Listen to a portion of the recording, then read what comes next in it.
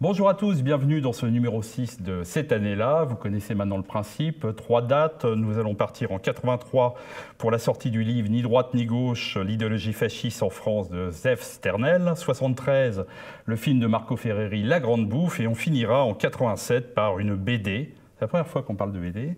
C'est Hitler égale SS, tout un programme. Voilà ce qu'on appelle un sommaire bien gras, bien lourd, mais heureusement nous avons des chroniqueurs de talent, subtils et brillants. Nous avons aujourd'hui Thomas Neutier, rédacteur de la revue Éléments. Bonjour. Bonjour Thomas. Christophe, Alexandre, on a un problème. André. Alors Christophe, André, Maxime, rédacteur de la revue Éléments, mais aussi notre réalisateur, hein, on peut le dire, hein, on peut le dire là, cette fois-ci. Nous avons David Lépée qui nous arrive de Suisse, maintenant un habitué de l'émission. Bonjour David. Bonjour.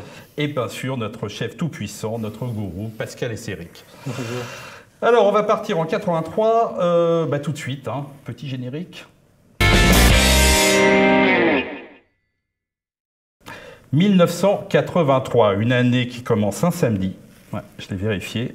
C'est important de le savoir parfois, parce qu'une année qui commencerait un dimanche ou un lundi, là c'est samedi. Donc 83, nous perdons en 83 des grands, hein, Louis de Funès, Tennessee Williams, Johnny. Hein. Johnny a rendu hommage, non, il faut le dire quand même. Arthur Koestler aussi est mort, Raymond Aron et Tino Rossi, le chanteur. Le grand chanteur de Petit Papa Noël. Dans les politiques, il n'y a que Georges Bidault qui est mort à l'époque. Je ne sais pas si quelqu'un a un souvenir de Georges Bidault.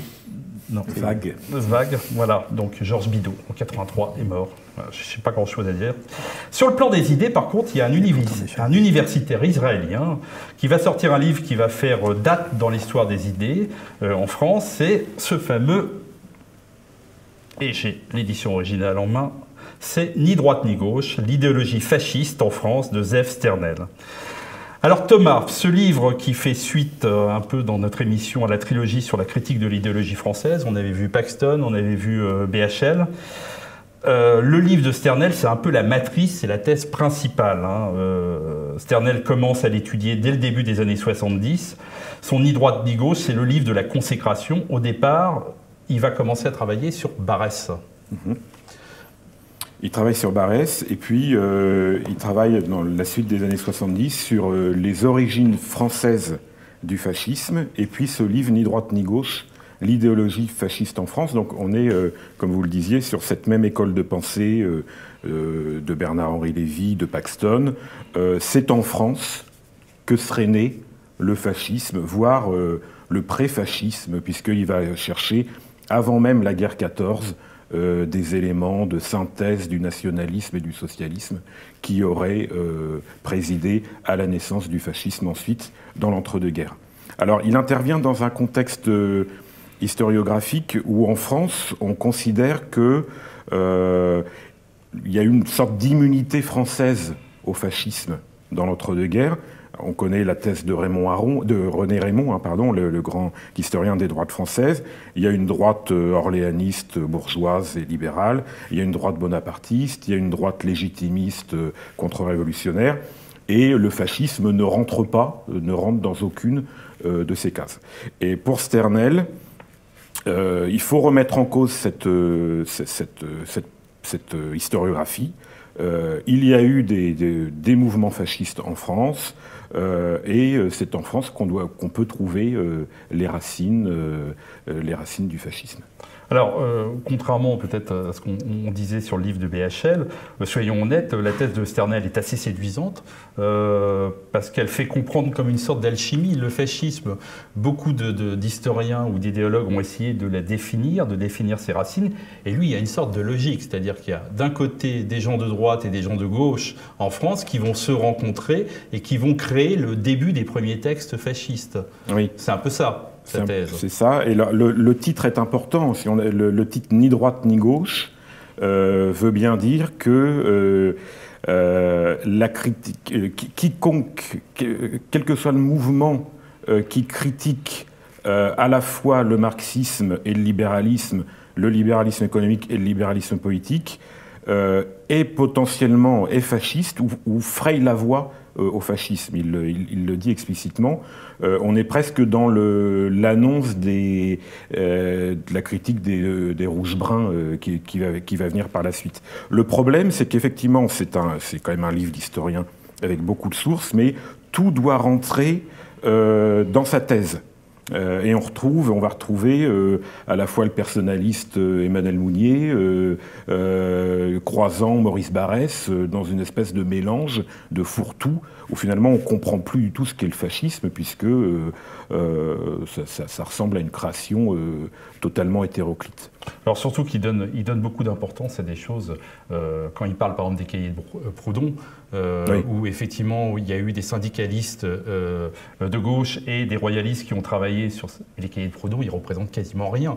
Ils ont été publiés à quoi, 100, 200, 300 exemplaires maximum. Oui, donc l'influence de ce travail-là, lui il le donne après, alors que sur le moment, personne ne les a quasiment lus. Non, tout à fait. Et puis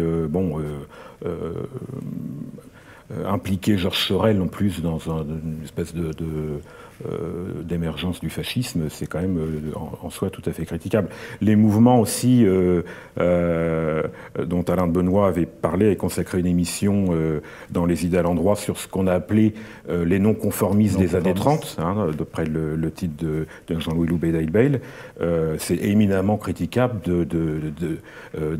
d'inclure ces mouvements qui sont très divers, qui sont néo-socialistes, planistes, technocrates, etc., dans les mouvements fascistes de l'entre-deux-guerres. Si je peux me permettre, la question de l'idéalisme, vous parliez, parce que c'est ça le défaut de Sternel. Bon, Sternel a des qualités, déjà il a une bonne connaissance du socialisme et du néo-socialisme, ce qui n'est absolument pas le cas de BHL, donc c'est sérieux, il y a quand même des études de texte, que ce soit Valois, Déat, Moulnier, Jouvenel, Henri Demand et le planisme. C'est assez sérieux, et il y a deux idées phares, je pense. C'est d'une part que le fascisme n'est pas réellement du nationalisme, parce que le nationalisme est inconditionnel, il est viscéral, cette relation à la patrie n'existe pas chez le fascisme qui lui, fétichise un régime et une idéologie. C'est pas la défense de la patrie, c'est la défense de la patrie à condition qu'elle soit sous régime fasciste.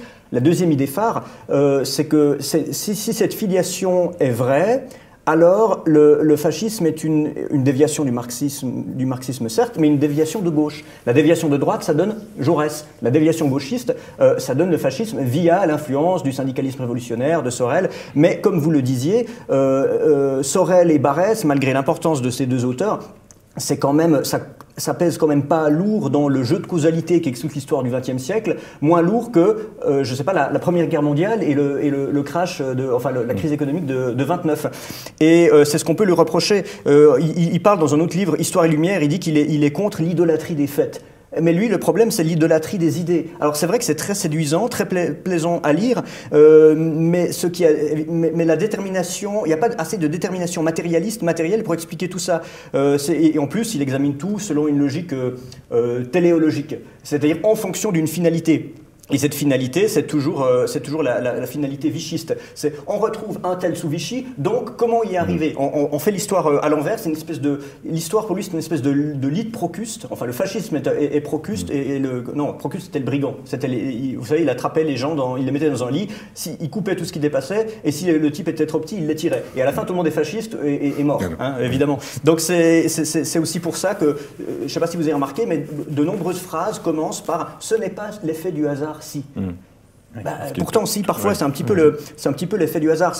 Son fascisme est un concept très élastique. Je recommande d'ailleurs pour terminer un ouvrage critique qui est sorti sous la direction de Michel Vinocq et M. Bernstein, avec Jacques Julliard, qui s'appelle Fascisme français aux éditions du CNRS, qui fait vraiment une critique méthodologique de l'histoire selon Sternel. Christophe, un mot ?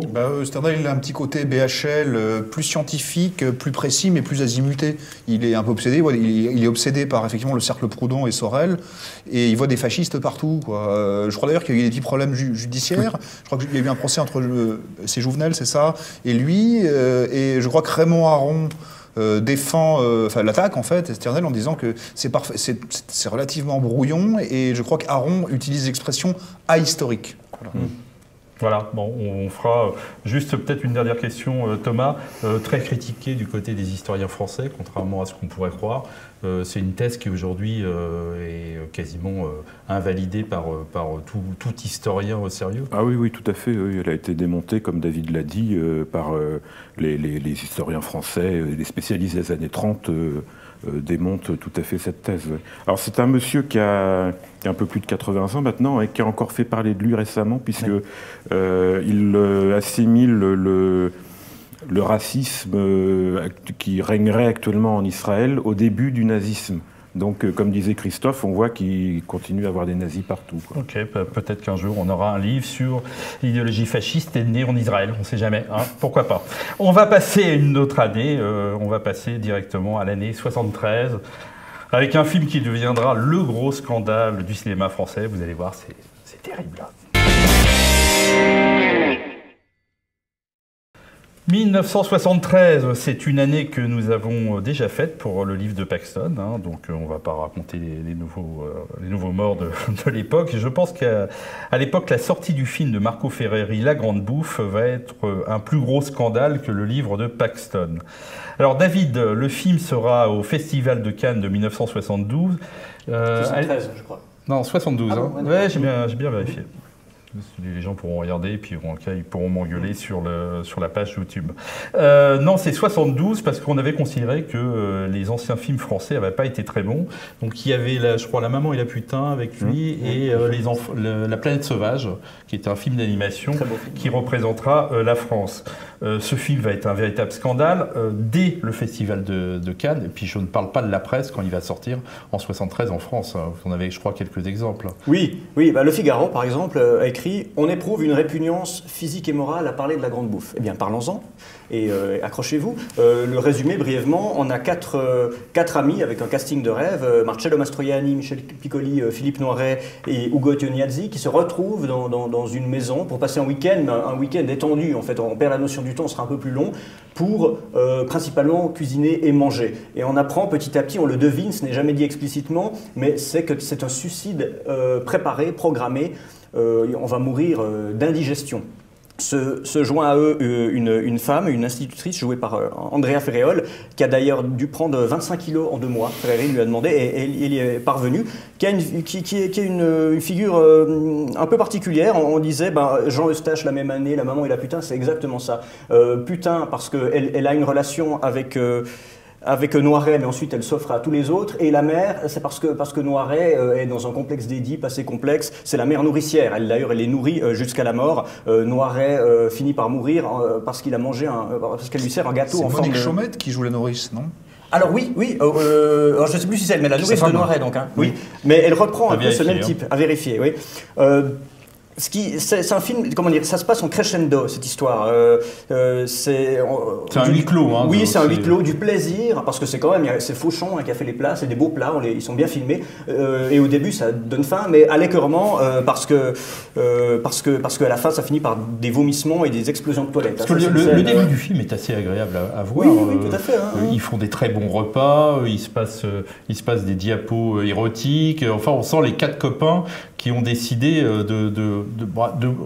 on le sent bien qu'ils ont décidé de mourir, mais on se dit ça va être sympa à voir. Et en fait, plus le film se passe et plus ça devient... Oui, et puis il y a des répliques, quand il dit l'idéal serait de continuer à manger comme ça indéfiniment, il faut manger, mange, toujours à l'impératif. Si tu ne manges pas, tu ne vas pas mourir. Ce qui est une menace en fait, même si ça paraît le contraire. Puis ensuite, c'est diabète, aérophagie, Piccoli meurt de paix. Et ça crée un énorme scandale. Il a été classé interdit aux moins de 18 ans. Ça a été révisé en 1990. Maintenant, il est plus libre d'accès. Et ce que disait la commission plénière donc, de l'arbitrage des films, en dépit d'un effet constant de grossissement rabelaisien ou tragique selon les cas, qui éloigne ce film de la réalité quotidienne et des appréciations ordinaires qu'elle rappelle, il demeure une série d'images d'un très grand réalisme et souvent d'une violence consciemment recherchée, dont un bon nombre sont d'un exhibitionnisme approchant parfois la pornographie. Et aujourd'hui, ça choquerait peut-être moins, pas plus que ça. Je pense que c'est un grand film. Je suis d'ailleurs très chagriné de voir que dans son livre 101 nanars, François Forestier classe au rang des nanars. Hein, il y a, je sais pas, Turkish Star Wars et La Grande Bouffe. Donc voilà le sort que je réserve. Moi, je vais vous dire, alors François Forestier est un vrai escroc parce que je crois que dedans il y a le film de Borman, il y a le Zardoz. Il y a du Pasolini même. Bon, je pense que ce livre il est parfois très drôle. Il est parfois très drôle. Il a raison. Non, pas vrai, ça.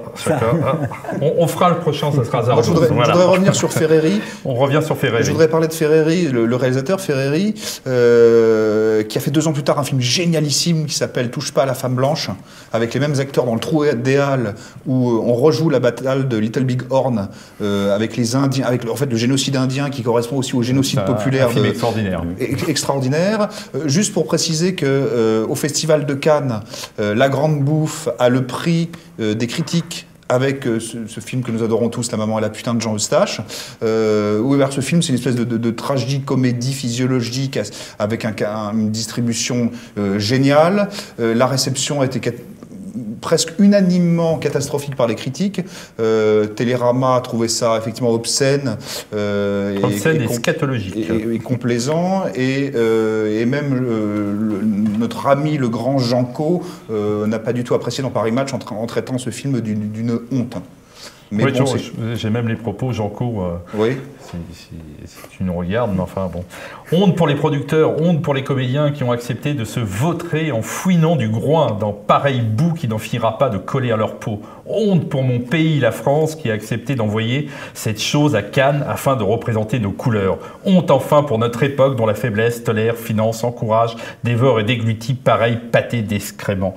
Ce qui est génial, c'est qu'en fait, il est dans la même veine que le film de Marco Ferreri. Alors, il y a une ambiguïté sur ce film. Beaucoup ont dit, les critiques à l'époque ont dit c'est une critique de la société de consommation. Ferreri, lui, a dit non, pas du tout. C'est une fable. Ferreri faisait des films pas pour son public. Déjà, il disait c'est une expérience que je fais avec mes collaborateurs. Si ça plaît, tant mieux. C'est difficile de pas y voir une critique du consumérisme, mais parce que ce crescendo, il va justement de la gastronomie qui est l'amour des belles choses au gaspillage. Il y a une scène où on jette un poulet dans un aquarium. Et peut-être que c'est ça qui pourrait choquer encore aujourd'hui. On a interdit des films pour ça. Je pense à un film de la nouvelle vague tchèque, Les Marguerites de Vera Chytilova, a été interdit parce qu'il y avait des scènes de gaspillage alimentaire bien moins hard que celles de Ferreri d'ailleurs. C'est avant tout un film sur le désespoir et la solitude, il est un peu nihiliste. Juste pour finir, au Festival de Cannes, il a été sifflé, et Noiret, dans une interview, avait dit « Ah, bon, oui, on leur a présenté, je ne sais pas l'imiter, Noiret, on leur a présenté un miroir, ils n'ont pas aimé, c'est une preuve de connerie. » Je suis désolé, je peux me demander si Noiret n'est pas bonne. Vous l'imitez pas si mal. Nous avons tellement Philippe Noiret, tellement merveilleux. Non, Thomas, juste un mot pour finir. Moi, ce que je préfère dans le film, c'est la musique de Philippe Sard. J'avoue que c'est pas vraiment mon esthétique de cinéma. Je suis toujours un peu gêné sur. Je me demande si c'est de la transgression pour de la transgression, choqué pour choquer. Voilà, c'est pas du tout une critique morale ou liée à l'obscénité, hein, mais. Si vous voulez, pour comprendre notre époque, pour prendre un cinéma des mêmes années, j'apprends plus en regardant un film de Claude Sauté. Non, très bien, ouais, effectivement. Et en règle générale, c'est les mêmes acteurs. Et la même musique. C'est la même musique. On en mange aussi dans les films de Claude Sauté. Mais c'est devenu maintenant, aujourd'hui, La Grande Bouffe, et grâce à notre ami David Épée. Alors, je préférais l'affiche originale qui était un dessin de Rézère, qui était extraordinaire. Donc, si vous voulez voir, vous verrez, notre ami Rézère avait fait l'affiche de l'époque. Donc, on va passer de 73 à 1996. 1987, on va parler BD. Et là, c'est un scandale. Si aujourd'hui, La Grande Bouffe n'est plus un scandale, ce qu'on va vous parler aujourd'hui reste un scandale dans l'histoire de la BD. 1987. 1987, une année plutôt tranquille. De notre côté, on va perdre Lino Ventura quand même, Jean Anouilh, Marguerite Yourcenar et Dalida. Notre ami Mitterrand a été très triste cette année-là. Mais c'est du côté de la BD que va sortir le scandale. Le scandale, c'est une BD qui va s'appeler Hitler égale SS et qui va être scénarisée par Jean-Marie Gouriot et par le célèbre dessinateur Philippe Villemain. Quand l'album sort en 87, il sort à peine à 1000 exemplaires. C'était une BD qui sortait dans Harakiri. Mais quand l'album sort, c'est le scandale. Pour vous dire que c'est encore un scandale, c'est que je ne vous montre même pas, je vous montre simplement, vous voyez, la tranche. Je Je ne sais pas si on peut faire un gros plan sur la tranche, vous allez voir, parce que c'est la vraie, hein, ici on ne vous ment pas, c'est donc bien, mais je ne peux pas vous montrer la couverture parce que je ne suis pas sûr que je puisse vous la montrer à la télévision. Christophe, cette BD, c'est d'abord un énorme gag, ça vient du magazine Harakiri du professeur Choron. Au départ, c'est un peu du potache très méchant. C'est une série en fait qui est publiée dans Harakiri. Vous parlez tout à l'heure de Reiser. On n'est pas très loin de Reiser. Vuillemin, c'est un dessinateur qui a fait sa carrière dans L'écho des savanes, Harakiri. On est dans l'humour noir et la provoque. On continue effectivement après un peu l'esprit de Reiser et Coluche. Le scénariste, Jean-Marie Gouriot, qui est un petit peu le fils spirituel du professeur Choron, pour des raisons aussi assez personnelles d'ailleurs, puisque Choron est un ancien d'Indochine comme le père de Gouriot, donc on a un peu des clins d'œil paradoxaux. Et ils sont connu pour ses brèves de comptoir, hein, c'est ça? Alors Jean-Marie Gouriot, il a fait beaucoup de choses, il a participé un peu à Canal+, à l'aventure des nuls, même les Guignols de l'info, il a fait des shows, même je crois qu'il a participé à Palace, notamment à l'époque de Rib, et effectivement il est connu pour ses brèves de comptoir. Il a fait beaucoup de choses. Et donc ils font une espèce oui, effectivement, c'est de l'humour potache, humour noir, un peu horrifique. C'est une série qui est une série papier dans Harakiri, puis ils sortent un livre. On est vraiment dans de l'humour noir. Ça parle de Hitler égale SS, c'est des épisodes de la guerre, et particulièrement dans les camps de concentration. Ce qui fait un scandale, ça produit un scandale énorme. Beaucoup d'associations de déportés font des procès et demandent l'interdiction. Et effectivement, la censure a été très active partout, d'ailleurs en Europe, particulièrement en Espagne, avec des lois espagnoles très spécifiques, notamment sur le rapport à la religion. Voilà. Et c'est un peu. Il ne s'agit pas de Charlie, même si Vuillemin était dans Charlie mensuel, mais pas hebdo. Et c'est une espèce d'esprit Charlie anticipé, victime d'un coup de boomerang d'ordre moral. Si vous voyez ce que je veux dire. Et donc la réponse a été assez virulente. Ils ont été défendus je crois qu'ils ont été défendus au procès par des personnalités comme Thierry Lévy, l'avocat de en fait Vuillemin et Gouriot, et aussi du grand dessinateur Gottlieb, qui est juif et fils de déporté, et qui a réchappé lui-même et qui a témoigné en leur faveur, tout en mettant des nuances et des prudences par rapport à l'énormité de la farce Hitler-SS. La date, Pascal, 87 est importante. On est dans une période où voilà, on ne peut plus rigoler avec tout ça. Alors oui, effectivement, mais ce qui est Hitler égale SS, c'est aussi le produit de la concurrence des mémoires, parce qu'il faut savoir, il faut savoir qu'au départ, cette bande dessinée est née d'une indignation de la part de Gouriot et de Vuillemin, puisque lors d'une manifestation, d'une cérémonie, les homosexuels avaient été écartés de la cérémonie, et en réaction, ils font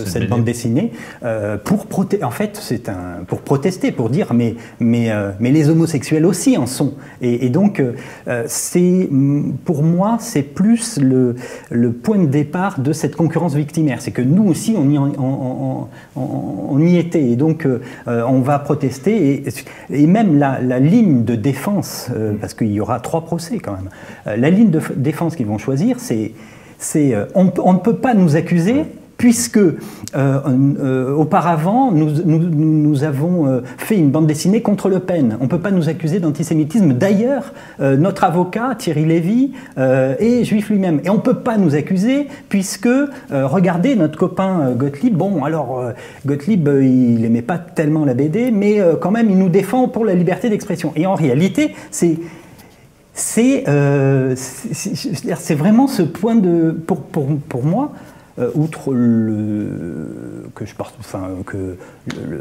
l'esthétique Villemain me débecte. C'est l'inverse de Hergé, la ligne claire.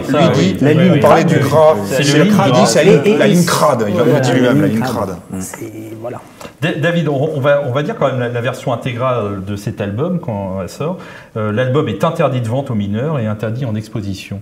Vous l'avez lu. Comment vous, par rapport à l'époque, comment vous analysez C'est difficile de se transposer dans cette époque. Moi, je ne suis pas féru de ça aussi, comme on l'a dit, pour des raisons de dessin. À la limite, la meilleure qualité de cet album, c'est qu'il est en noir et blanc, parce qu'il aurait été encore plus dégueulasse en couleur. Pire, il est noir et jaune. Oui, noir et jaune. Oui, mais ça sauve un peu le truc. Hier, comme aujourd'hui, rigoler sur le nazisme, c'est le meilleur moyen de choquer le bourgeois, parce que ça marche. C'est vrai. Mais pourquoi? Enfin, à quoi bon? Je suis évidemment pour la liberté d'expression totale, de la liberté de sortir ce genre d'album, seulement ça me fait assez peu rire et surtout je ne vois pas l'avantage. Aujourd'hui, ils ont été accusés effectivement éventuellement d'antisémitisme, mais surtout en fait d'être de mauvais plaisants, d'être de mauvais goût, d'être vulgaires, de ne pas respecter. Aujourd'hui, ils seraient carrément accusés d'être nazis. C'est ça la petite différence. Quand on voit ce qui arrive à des gens qui sont allés moins loin, mais qui sont un peu dans l'outrance, comme le dessinateur Marceau, ou même comme Dieudonné, c'est carrément, comment dire, c'est comme s'ils s'appropriaient l'idéologie sur laquelle ils se permettent de rire. Or, je ne pense pas qu'on progressera dans la dénazification du débat, cette réductio à Hitlerum permanente de cette manière-là. Le meilleur moyen de dénazifier le débat français, c'est de ne plus parler du nazisme. Voilà, je pense qu'on va... Pour vous dire, le début de l'album, on va faire très attention, le début de l'album commence par l'interrogatoire des deux auteurs par le professeur Cheron, qui est habillé en SS, qui leur dit « Vous avez souillé l'idée du nazisme avec votre BD ». On va dire qu'à l'époque, quand même, on pouvait aller très loin. C'est l'honneur de la Grande Armée allemande. La Grande Armée allemande, vous l'avez souillé dans cette BD. Pour vous dire, aujourd'hui, ça serait quasiment impossible. Ben voilà, on a quasiment fini cette excellente émission. Donc, on se retrouve le mois prochain avec notre ami Olivier pour le plus d'éléments. Moi, je vous retrouve dans deux mois. Bonjour chez vous.